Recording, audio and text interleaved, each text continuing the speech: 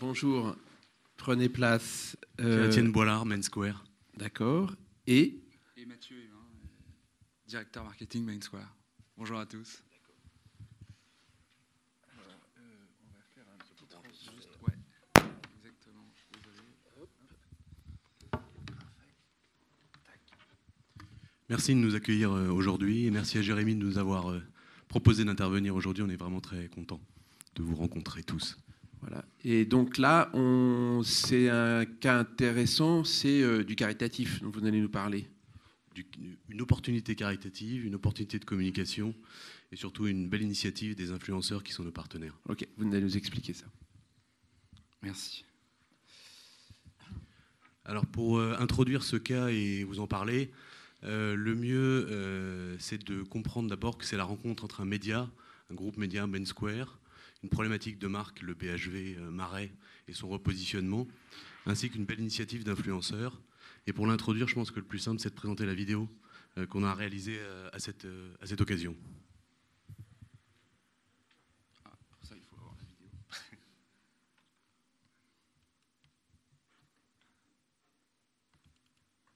Can take a break. I'm a hot air balloon that could go to space with the air like I don't care, baby. By the way, because I'm happy. Clap along if you feel like a room without a roof. Because I'm happy. Clap along if you feel like happiness is the truth. Because I'm happy. Clap along if you know what happiness is to you. Because I'm happy. Clap along if you feel like that's what you want to do. Here come bad news, talking this and that. Well, give me all you got and don't hold it back. Well, I should probably warn you, I'll be just fine. No offense to you, don't waste your time. Here's why. Because I'm happy. Clap along if you feel like a room without a roof.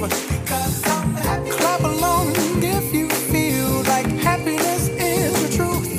Because I'm happy. Clap along if you know what happiness is to you. Because I'm happy. Clap along if you feel like that's what you want to do. Hey, go! Bring me down, can't none bring me down. The love is too high. Bring me down, can't none bring me down. I said, bring me down, can't none bring me down.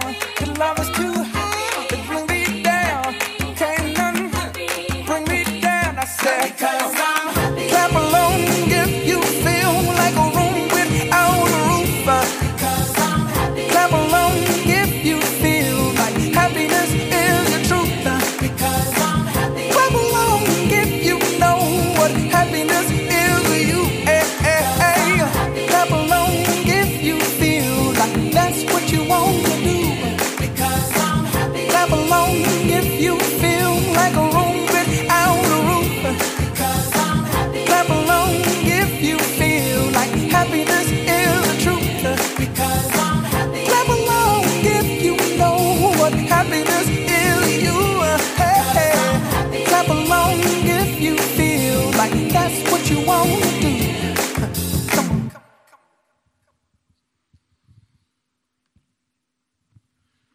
Voilà, j'espère que cette vidéo vous a plu. Pour introduire ce cas, je vais commencer par vous présenter rapidement Main Square avant de passer la parole à Cécile qui vous parlera des problématiques du BHV Marais. Main Square, c'est quoi ? Quand j'ai créé ce groupe il y a début 2011 avec Marc Ménazé, on est parti de deux constats assez simples. Le premier, c'est que le temps passe et l'homme évolue, comme vous le voyez, à la fois dans ses comportements et ses aspirations en matière de consommation, de mode par exemple, mais c'est aussi vrai, ce constat est aussi vrai sur sa consommation de médias.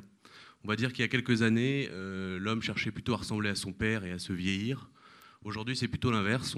Si on a 40 ans, on doit rester jeune et on est très jeune à la fois dans la façon de se vêtir et dans la façon de consommer les contenus et les médias digitaux.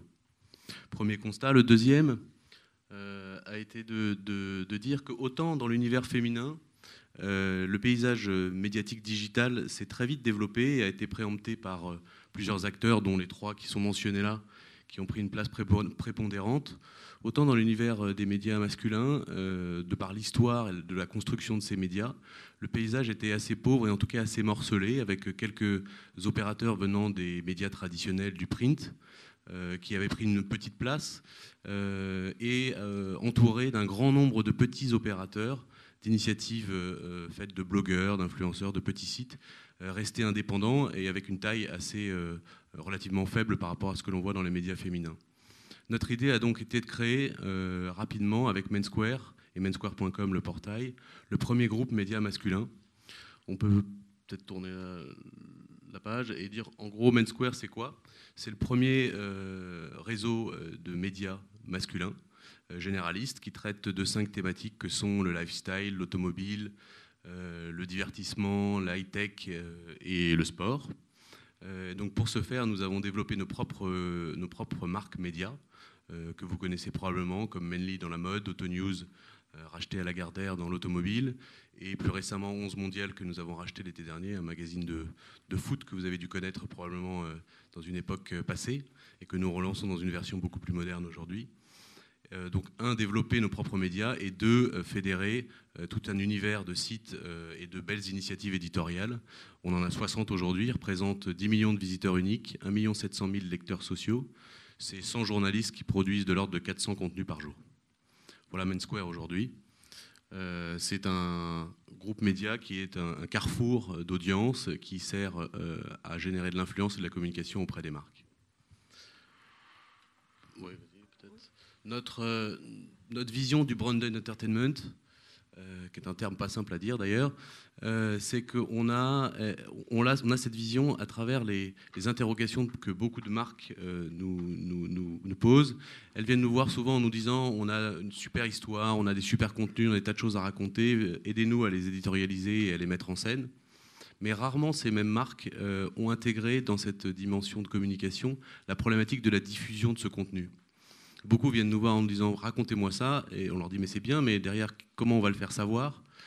Et là se pose la question de savoir s'il faut mettre en place des budgets de médiatisation de ces contenus. On en a parlé tout à l'heure avec les intervenants précédents qui d'ailleurs sur les logiques de budget étaient assez mal à l'aise parce qu'ils avaient du mal à dire qu'ils construisaient un contenu et que derrière ils multipliaient par 3 ou 4 le coût de l'opération pour faire en sorte qu'il soit vu. Notre vision des choses, c'est qu'on peut intégrer dès la création, dès la conception d'un contenu, des influenceurs directement dans la production de ce contenu, tout en respectant leur ligne éditoriale, de manière à ce qu'ils soient naturellement poussés, amenés à diffuser ces contenus sur leurs réseaux sociaux. On dit que nous, on crée des contenus qui sont nativement communautaires, et donc on n'a pas besoin d'investir en médias pour rendre le contenu visible et diffusé à grande échelle.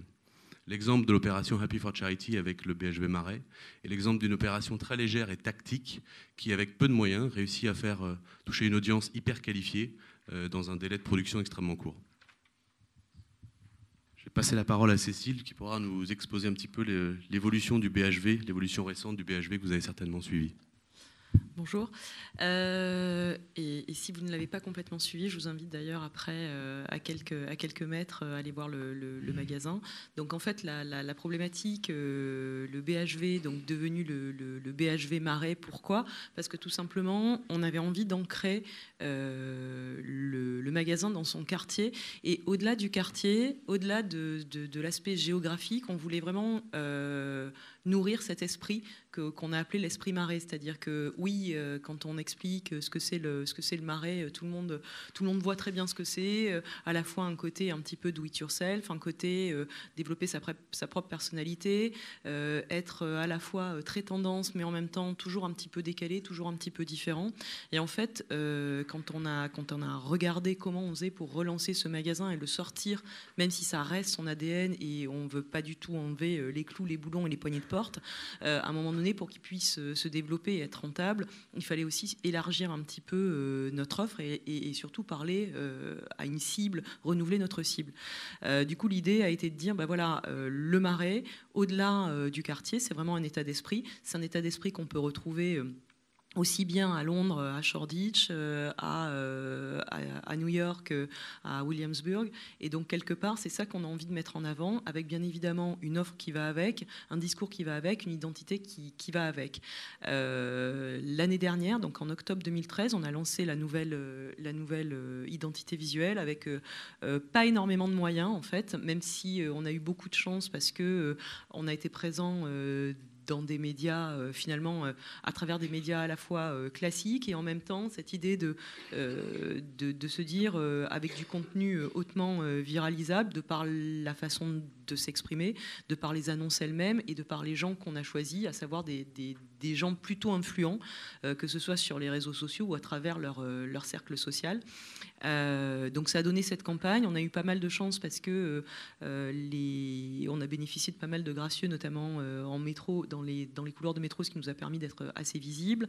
Et on a eu quelques parutions presse. Au-delà de ça, très vite, on s'est aperçu qu'il fallait aussi nourrir ce discours et qu'au-delà des 4 influenceurs de base, il fallait aller bien au-delà de ça.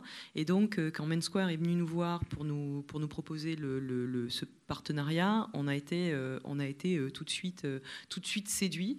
Tu veux un petit peu expliquer ? Enfin, c'est vrai que je rebondis sur un point qui est hyper important. On a été séduit et surtout que, à travers le contenu qui était développé, il fallait pas ensuite s'inscrire dans une forme de surenchère pour médiatiser tout ça, parce que ça, on n'en avait pas les moyens, donc il fallait tout de suite que le contenu soit viralisable, mais par nature. Alors, bonjour à tous. Moi, je vais vous parler du projet en lui-même, Happy for Charity. Happy for Charity, pour refaire la genèse de l'histoire, c'est d'abord 2 influenceurs assez connus, Kenza de la revue de Kenza et Baptiste de 10 minutes à perdre, qui sont venus nous voir un matin en nous disant on a une super idée, on a tous nos potes du web qui ont adoré la vidéo de Pharrell Happy et on a envie de faire un remake dans les rues de Paris et de le partager à nos communautés et que tout le monde voit qu'on est super content et qu'on adore cette chanson. Pour ceux qui dormaient en 2013, Happy de Pharrell Williams, c'est une vidéo qui a vachement buzzé sur Internet puisque Pharrell, au-delà d'être la musique du film Moi, moche et méchant, Pharrell en a fait un clip vidéo de 24 heures diffusé sur Internet où il dansait dans les rues de LA avec des gens et dans une atmosphère hyper joyeuse. Ça a été repris maintes et maintes fois sur Internet. Et donc voilà, donc ces 2 influenceurs-là qui ont des communautés sont venus nous voir en disant voilà, on a ce projet-là, qu'est-ce que vous en pensez, quoi ? Et nous, on a tout de suite pensé à 2 choses. On a tout de suite pensé d'abord qu'il fallait trouver une mécanique de diffusion importante. Au-delà des réseaux des influenceurs, il fallait essayer de trouver un moyen que les gens partagent ce bonheur et le communiquent à leur réseau. Et d'autre part, on trouvait intéressant d'apporter un soutien, le soutien d'une marque forte à ce projet-là. Et en fait, ça s'est fait assez naturellement. On a tout de suite pensé au BHV, puisque les valeurs de partage, de joie, toutes ces valeurs-là étaient partagées par le BHV, et c'est ce sur quoi elle voulait communiquer. Et donc, tout naturellement, on a associé le BHV au projet. Sur la mécanique de diffusion, on en a plus longuement parlé. On a proposé d'héberger la vidéo sur une plateforme, de développer toute une mécanique technique de partage, et surtout pour valoriser ce côté happy, ce côté joie, de proposer aux internautes de non seulement pas partager sur leur réseau pour partager, mais associer leur partage à une cause humanitaire. Et donc on a associé une association, les Papillons de Charcot, avec une idée que chaque partage apportait une contribution à cette association. Donc voilà à peu près le périmètre, le départ. Plus rapidement sur la viralisation, là j'ai essayé de sortir quelques tweets. Notre idée, c'était vraiment de mettre le BHV au cœur de tous ces partages, de manière très ciblée. Ouais, en plus, ce qui nous intéressait aussi, notre nouvelle signature, c'est le style comme style de vie. Et quelque part, ce qui nous intéressait, c'est que tous ces gens qu'on voyait dans la vidéo, ils avaient leur propre look, ils avaient leur propre style. C'était pas forcément le style, le diktat d'une rédactrice de mode, mais c'était leur propre style.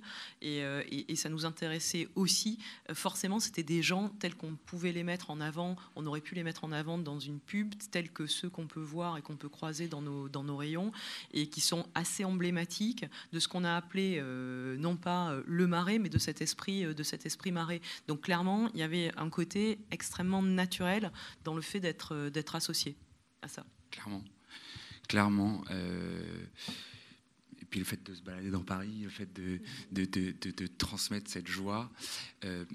Pour revenir sur la viralisation, on a bien entendu la mécanique de partage, un partage égal à 1 euro, nous a aidé à rayonner sur les réseaux sociaux. Le point essentiel et le point clé, pour revenir sur ce que disait Pierre-Étienne, qui était la diffusion au cœur du dispositif. On a vraiment utilisé le réseau de tous ces participants pour en faire une opération à succès. Pour remettre dans son contexte, on a dans cette vidéo, on a un Kevin Razi du Studio Bagel qui fait plus d'1 million un petit peu moins d'1 million sur Facebook de followers. On a un Mr V du Studio Bagel aussi qu'on retrouve sur Canal qui fait 1 million de followers sur Facebook. Donc on a un reach dès le départ qui est hallucinant et qui permet de rayonner comme ça sur les réseaux sociaux. Moi, ce que j'ai adoré, ce qu'on a fait au départ, c'est qu'on a sur le site mis des messages prédéfinis de partage. Et donc quand les gens cliquaient, ils avaient juste à appuyer sur valider pour partager le message, dans lequel on a inclus le BHV Marais. C'était hyper stratégique pour que le BHV Marais rayonne sur les réseaux. Mais moi, ce que j'ai adoré, c'est que au-delà de ça, les gens sont allés partager d'eux-mêmes en mettant des messages de joie. Et c'est vraiment le succès de cette opération, c'était que les gens ont partagé leur joie à leur communauté et ont associé le BHV à cette opération. Voilà, si on parle de chiffres, on a comptabilisé sur le site plus de 500 tweets, plus de 5000 partages et plus de 200 partages Google+. Je parle là uniquement des partages qui ont été faits avec le lien du site. Pardon, ce qu'il faut préciser, c'est que cette opération a duré 1 semaine. Donc voilà, ça c'est 1 semaine. Ouais, c'était sur un temps très court. Tout ça, c'est comptabilisé en 1 semaine, effectivement. C'est bien de le rappeler, puisqu'on a pété les scores depuis. Et après, on a eu plein de relais médias, sans vraiment chercher à les avoir. On a eu plein de relais médias, des gens dans les différentes cibles qui ont vraiment relayé l'opération, qui sont venus apporter un soutien et qui nous ont permis de rayonner encore plus, quoi. Voilà. Merci à tous les trois. Donc là, on a un dispositif intéressant avec une marque identifiée aussi à la fois un lieu, un style de vie. On a un média, on a un réseau, un écosystème culturel, digital et culturel, et sur lequel se greffe une dimension caritative et donc un effet de viralisation. Il y a une réflexion entre la nature même des contenus et du contenu et de sa production et la logique de diffusion. C'est ça, je crois, ce que vous démontrez de façon intéressante. Alors des questions sur cette opération, cet événement, cette communication, ce dispositif?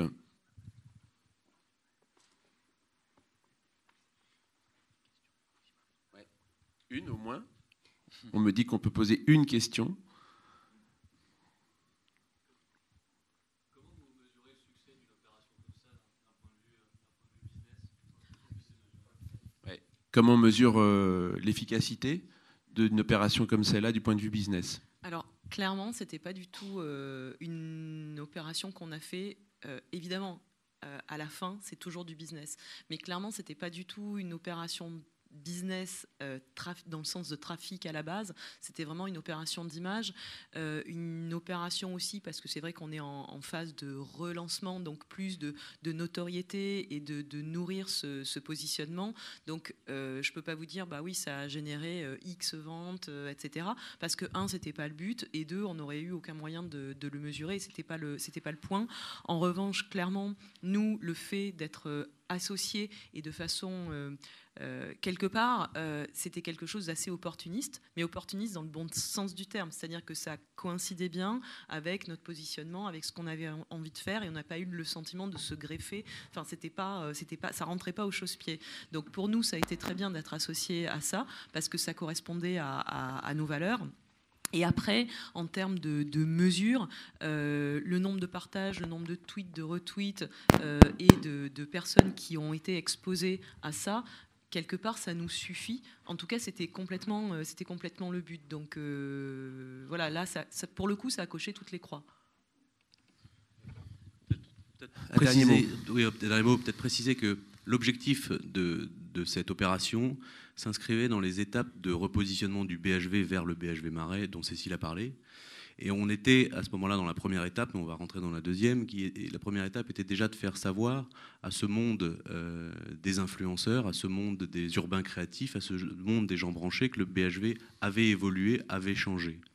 Et donc l'objectif de la campagne, fondamentalement, était déjà de faire connaître à ces gens-là, qui sont une partie des clients, mais pas tous les clients du BHV, ce nouveau positionnement.